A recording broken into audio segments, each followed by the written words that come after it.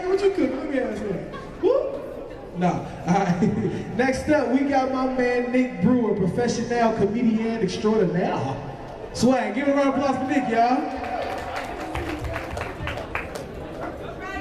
All right, how you guys doing? My name is Nick Brewer. See, I don't need a microphone because my voice can do stuff like this. So what I'm going to be talking to you about today is, usually I do a lot of comedy, but I'm going to do a little bit something more serious because it's supposed to be more of a poetry thing going on here. The backstory to this is first, it starts with my dad getting a philosophy degree from Missouri Baptist, becoming a minister, and raising us up Christian. Mom's side of the family is Catholic, dad's side of the family is Southern Baptist.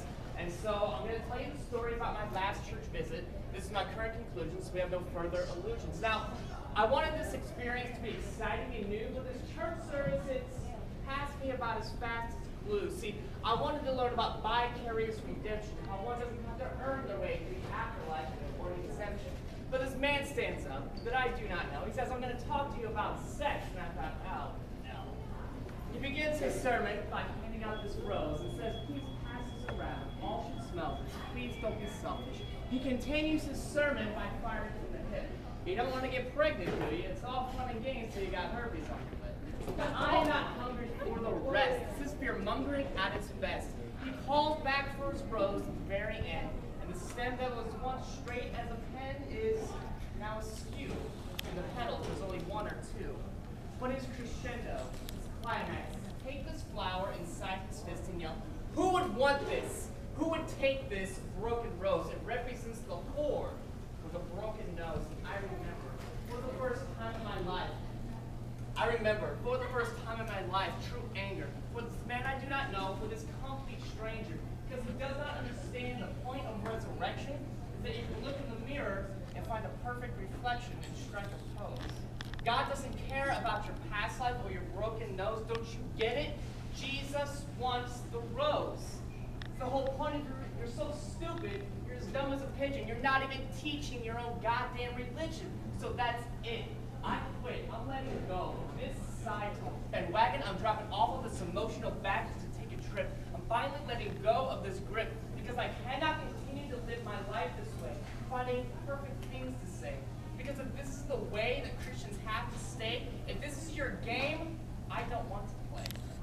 The Bible, it reminds me of a Marvel comic. It's lacking in simple logic. Like if God is so powerful, if God is so great, why does he have to kill himself just to clean my slate? Why does he condemn man from our very beginning? He kills millions of Canaanites, yet I'm the one sinning. Jesus, he makes a lot of claims, it seems, all of which supposedly tie directly to me, so that I can be free from sin in this world that is broken, though I'm the type of person who broke it. And not out there, right here, it's crystal clear to me that there's a real possibility this life is worthless, and we have no purpose. We are the most selfish beings, consuming everything that we are seeing because our lives are comprised of fighting, feeding, and breeding, and sometimes taking that beating for the stupid things we're believing.